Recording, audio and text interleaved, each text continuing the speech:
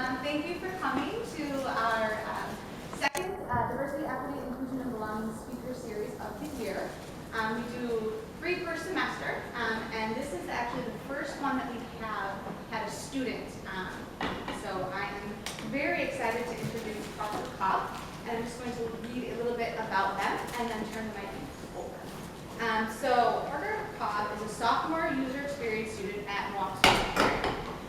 Combining a love for technology and design, Parker is not only excelling academically, but also making a real-world impact. They developed QGuide mobile app, providing vital resources on LGBTQ topics, which caught the attention of nonprofits like the Trevor Project. In June, Parker was featured in the documentary Short Stories of Pride, Pride in Action, sharing their inspiring journey as a young activist. In addition to their work as the founder and president of MSOE's User Experience Club, Parker interned with Earth Justice, helping redesign their internal website. Their drive to create inclusive and accessible digital solutions extends to their business, Sunny Parks, where they're working on building products that foster diversity and inclusion in technology. So, now please join me in welcoming Parker to share their inspiring story with us.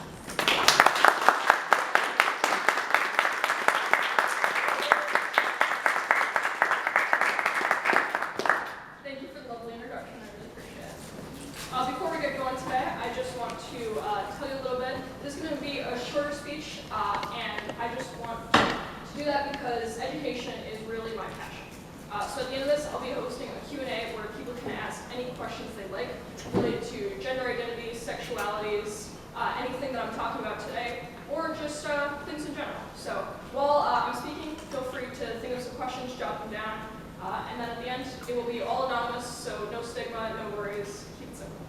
Sound good? Yeah. Alrighty, let's get started. The first time I really understood the concept of queerness was my first day of middle school when I met my friend Mike. Her locker was right next to mine, and within the first week of becoming her friend, she introduced me to her girlfriend. Now, this didn't particularly faze me. I knew about queerness as a concept, and nothing about it struck me as particularly strange or different from the norm. What did strike me as strange, though, was that by the end of my middle school journey, nearly every single one of my friends had come out as a member of the LGBTQ community. That probably should have been my cue for a little bit of introspection, but then again, procrastination is always far more fun. As I was surrounded by these amazingly openly queer individuals, I became very involved in queer news, culture, and advocacy. I was the one little straight kid in every single GSA meeting, always proudly attending to support my friends. Now, this isn't to say that you can't be a big ally for LGBTQ rights and can be still completely cis and straight. But then again, maybe something I should have considered, should we say, a rainbow flag. During the pandemic, however, I had time to slow down and really reflect. It was a time where isolation pushed me to confront parts of myself that I hadn't fully acknowledged yet. Despite all of this, I was still hopelessly oblivious. The issue was that I always assumed I knew who I was. I like guys, so naturally I must be straight. That was the whole story. I never stopped to consider that I might like women as well. It's funny how we get so locked into one idea of ourselves that we don't even question it. That even when there are signs that are so incredibly obvious that are pointing us in other directions. I was so comfortable with the label that I'd already placed on myself that it never crossed my mind that there could be more to it. That wasn't until a friend, who, in hindsight, I had an incredibly massive gay crush on, to ask me flat out, "Parker, are you sure you're not bisexual?" that the pieces started falling into place. It was like this light bulb moment of, oh my gosh, finally I understand myself, with a side of, how did I not see this sooner? And of course, I've been an advocate for LGBTQ issues long before this realization, standing up for others and supporting my friends in their journeys. But realizing I was part of the community myself was an entirely new and frankly scary process. It brought with it a whirlwind of emotions, of excitement, of fear, and even a bit of self-doubt. I had to confront not just my identity, but also the societal pressures that came with it. Yet even before I recognized my queerness, I had always aspired to be someone memorable. I dreamed of being famous and doing something that truly mattered. My closest friends know that my mission has always been to make a lasting impact on the world and leave behind something meaningful. I just never knew what that something would be. When I came out, however, my perspective changed. I found new issues in the world that needed to be solved, with some hitting close to home. After coming out and entering more and more queer spaces, I'd frequently be exposed to news and politics working against queer people. I witnessed awful acts of hate affecting queer people, some of the victims even younger than me. And I realized in that moment that I couldn't sit idly any longer. I tried to make my message online. I shared statistics and news, and I reposted all of the most important content. But as a 16-year-old kid in the middle of COVID, my messages were seen by few and became drowned out by the noise of social media. Slowly, my posts dwindled as I lost motivation and mostly became reposts of other people's content. I felt lost and hopeless to do anything about the problem that was affecting so many. Then, I found an opportunity. My mom shared an online event with me, a 24-hour hackathon. A hackathon, for those of you who are unaware, is a time-constrained event focused on solving a problem or creating new products. As I attended the event and listened to the instruction, I realized I could use my technical skills to amplify my knowledge. During this hackathon, I came up with the first ideas for my app, Cobb. You can see up here, it wasn't much when I first started. It had quite a few spelling errors if you look at it, some capitalization issues, and enough poor design issues to make my user experience brand of today really hurt. The vision you see here is a working prototype that I made in the span of 24 hours. So come a little slack, will ya? I presented my concept to the event runners and heard outstanding feedback from everyone I talked to. Even after the event, I reached out and had some people reach out to me to learn more about my product and the resources that I used. I found a way to share my passion in a way that reflected my technical knowledge, and it was empowering. I found a way to make a measurable difference outside just my small friend group. In that moment, I realized I could make my dream of making a difference a reality. Now, I want to give you a bit of an understanding behind my app's motivation before I continue. I want to discuss the true problem I was trying to solve. I believe many of the issues that we face today come from a lack of information and education. On the news, we often see people spewing racist, misogynistic, homophobic language. As you can see here, quite a few things not really based in facts. We fear those who are different than us because we do not understand them. That on its own, completely fine. It's an evolutionary trait that we have to keep us away from unfamiliar people or items that could be a threat. However, when you combine this with misinformation or a complete lack of information, hate and fear start to build. I cannot tell you how many times as a non-binary person I've heard transphobic rhetoric based entirely on twisted or downright untrue information. The misinformation that's being spread and repeated, creating trends of fear and hate, has been affecting our communities everywhere. If spread far enough, it affects our treatment of others, our culture, and even our laws and politics. With this in mind, I believe addressing widespread misinformation will create an environment in which we can discuss our differences civilly. When paired with different perspectives and proper research, we can create a society that's more welcoming and more accepting of others. I created Q-Guide, short for Queer Guide, to address the issue of misinformation with LGBTQ identities. By creating an accessible and educational resource for queer individuals, parents, teachers, and allies, I gave more people access to resources to fight the battle against misinformation. My goal with this app was to create an environment where people could find factual information and address misconceptions that they may have learned with a simple tap of a button. By offering this resource to anyone seeking to better understand the LGBTQ community, I aim to spread awareness, foster understanding, and reduce ignorance surrounding my community. I set out to expand the experience I created from those first mock-ups that you saw and take them to the next level. In the first version, I included every single sexuality I knew, and quite a few that I didn't. I wanted the queer people that used my app to feel included in the work that they did, as they are so often excluded from the world today. It was a lot of work getting here, but in June of 2022, more than a year after those first mock-ups that you saw, I released Q-Guide to the Apple App Store. But before I talk about that, I want to give you a little bit of context about what was happening during that time. At age 17, I came out to my parents as non-binary. It did not go as well as I hoped. My mother was accepting, though a bit uninformed at times, and my father was another story. The process of coming out wasn't easy, and it's often scary for young people like me because there's so much at risk. Some children are thrown out of their homes when they come out and become homeless. Some are physically threatened with violence or even killed. My coming out experience was not this extreme, thankfully. But to this day, I have a strained relationship with my father because I expressed who I was internally. When I was creating this app, this project became my hope for a better future. I wanted to create an experience so that no other person would have a poor experience revealing their true self to their friends, their family, and others. Yet when I published it, I had no idea if that dream would become reality. I did all the advertising I could without a single dollar spent on my campaign. And then I waited. Luckily, after a few short days, downloads started trickling in. 3 on the first day, 5 on the second, and suddenly I had more than 100. Reviews started coming in too, expressing gratitude for my work and thanking me for creating the resource. Many people with identities rarely talked about reached out to me personally to thank me for the representation. It felt like I was finally getting somewhere with all this. But the doubt in my mind still lingered. It still felt like I wasn't doing enough, like my work wasn't reaching far enough. That was until I read a single review that made my year's worth of work feel worth it. I'll give you a second to read it.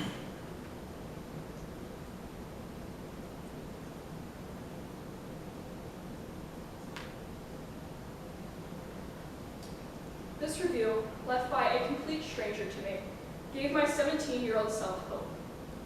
It reminded me of the experience I had coming out to my father, and gave me a view into what could have been if he had turned away from the misinformation he knew and instead had an open mind.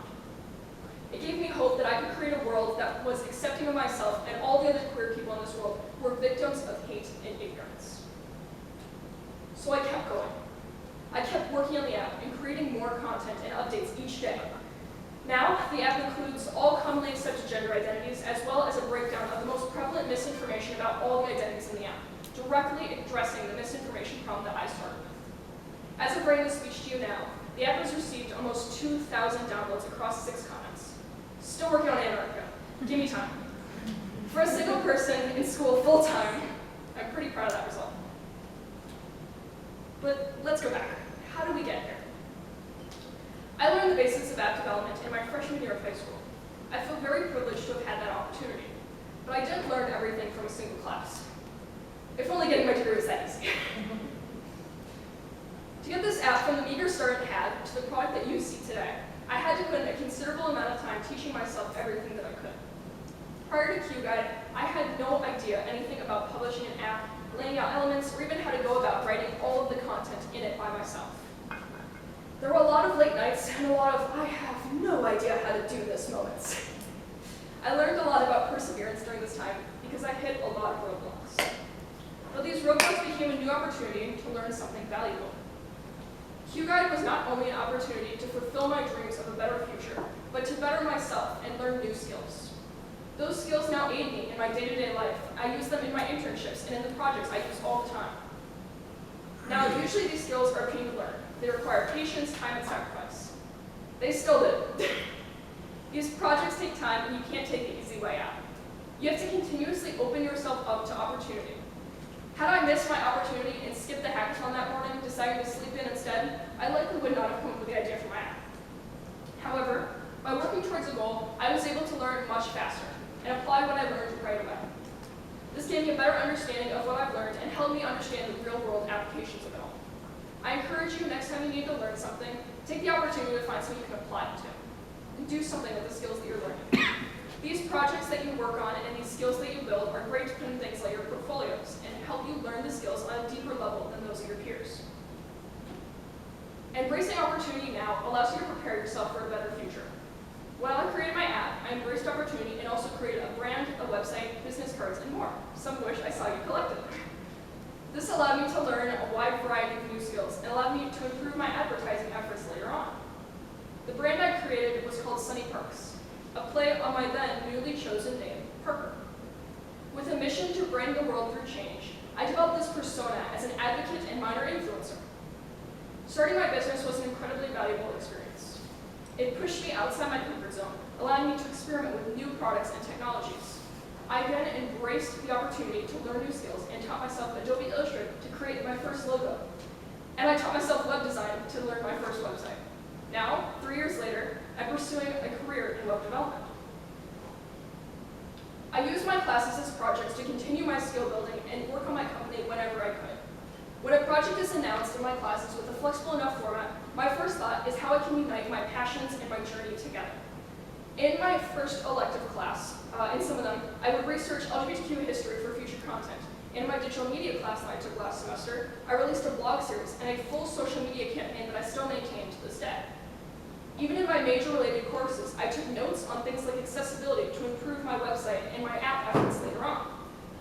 By taking these theoretical things that I've been learning and transforming them into these applicable skills, I've been able to create amazing products that I can include in my resume and list on my portfolio. I've found that by connecting to the network and the work that I do in person and in my ambitions, I have found more fulfillment and productivity in the work that I do every single day. Once I had my business and my app, my goal shifted to sharing it with as many people as possible. And to do so, I had to seek out more opportunities, this time in the form of networking. For me, this took the shape of discussions with members of my local nonprofits, of the LGBTQ Foundation at the Kenneth Young Center. By reaching out to nonprofits near me that support queer youth, I was able to access an entirely new audience to share my work with. However, outreach is easier said than done. It was a terrifying experience pitching my app to a new group of people I barely knew. It felt like I was exposing a piece of myself when I was exposing my work to these people. However, by pushing myself and by seeking out new opportunities, I was able to expand my reach greatly and improve my business. That's the best part about connecting with people. Connections can always lead to something more. More than a year after that first official meeting, I was given an opportunity to work at the Trevor Project. For those unfamiliar, the Trevor Project is a national nonprofit dedicated to suicide prevention for LGBTQ youth. It's an amazing group that often receives donations from everyone from Barack Obama to Zac Efron. To say I was excited to have the opportunity to work with them was a serious understatement. Because of my connection with my local nonprofit, I was forwarded an email from a casting crew working closely with the Trevor Project team. After a few short interviews, I was accepted to be part of the role in their new Pride campaign. This was an opportunity to share my work on a scale I had never even imagined before. Shortly after the interviews, I was informed of my success. I flew alone for the first time to LA. What happened next was an all-expenses-paid trip opportunity of the time of my life. I spent 2 days there and ditched all my classes with what I think is possibly the coolest excuse ever. As for the actual documentary, I got to share my life experiences and work on a national scale. You can now find me featured on their website, their social media, their donation screens, and more. I'd like to show you actually the short documentary that I was part of so you get a better idea of the people that I worked with and those that I connected with that day. I'm just hoping to seek in the world is equality and equity, because we're better in community, and anything against us is against all of us. I'm working in user experience right now, and I realized when I entered an app competition that I could also use it as some queer advocacy work. So that's kind of where I started my idea for QGuide. It's an educational resource about LGBTQ identities to provide lots of information to people that are kind of afraid to ask queer people or don't want to face the stigma of trying to research it themselves. I remember I was like in my room, I had countless nights of just like laying in bed alone, crying, like wondering like what was wrong with me. And I think I remember like Googling, is being gay wrong, or like all the things that I've been told, and just trying to figure out more of like who I was and like what that meant for me. And then I wandered upon the Trevor Project, and I clicked it, and the page pulled up, and then I saw like, you know, all these words that immediately made me feel like I wasn't alone anymore. So then I used like their chat feature. I think that that really is like what really charted like the path that changed my life. Being someone who didn't even want to be alive anymore, and then now like doing things that I never would have dreamed of, whether that be interning on Capitol Hill and finding a way to have the voices of LGBTQ+ community at the forefront. I just hope to make the world a better place, and any way that I can help out, I just try to run directly to that. I have found that as a queer person, it can be really difficult to find representative books. But when we do have books in these libraries, our school libraries, even public libraries sometimes, they're targeted by groups in our communities who don't always value the diverse material that's in these books. So I began speaking at my school board meeting to fight for these diverse books and fight book banning. This work is very important to me because as a queer person, I struggle a lot with my identity, gender, because I didn't see that representation in the everyday world. My mentor, Holly, has always been very supportive since I first met her. We met at both of our first school board meeting in my county to fight for a book that our school board was trying to remove from the library shelves, and we both spoke at that meeting. After I met Julia at that first school board meeting, I recognized how important it was to be a safe person for our young people in our community. As a mom of 2 girls, I really look to Julia and think about myself as a mother and just how important it is to show up and remind them they deserve to see themselves everywhere, including the books in their school libraries.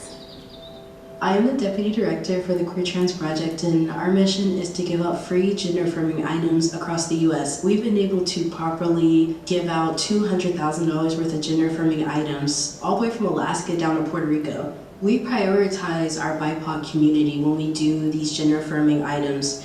So we make sure that we include skin tone ranges that aren't typically available. We make sure that we are giving them 30-minute early access. The why is simply just making sure that people like my partner are supported in seeing people and products that look like him. I transitioned in between my sophomore and junior year. I was the first openly trans person to attend my school. I was also the first Black trans woman to graduate from my high school with honors, yay! Had to add that part in. I feel like it did kind of pave a way for someone else who did graduate a year after me. I feel like I made a small ripple in history. It might not be monumentous, but I think as long as it lives in my memory and it lives within the memory of others, I think it's very important. History doesn't always have to be a textbook. I think pride in action to me means putting action behind our words, showing the entire world that we will always be unapologetically who we are. It means being a role model to other people around my community and around the country, to be able to show them that you can start small, you can start anywhere. That one action can make ripples that you didn't even know were possible until you tried. There's one review that I really love. It's this dad, and he says that his kid just came out to him and he didn't know what to do. And he saw an ad for my app and he said like, wow, this is a great resource. I'm so glad you have it and I can't wait for future developments. So even if it means I can change the world for just one person and make one kid's life better, it means the world to me. It's important to just show up and be who you would want to have molded you, or the little good deeds that we do in the day, because they really do trickle down and affect people's life positively, more than I think we'll ever know.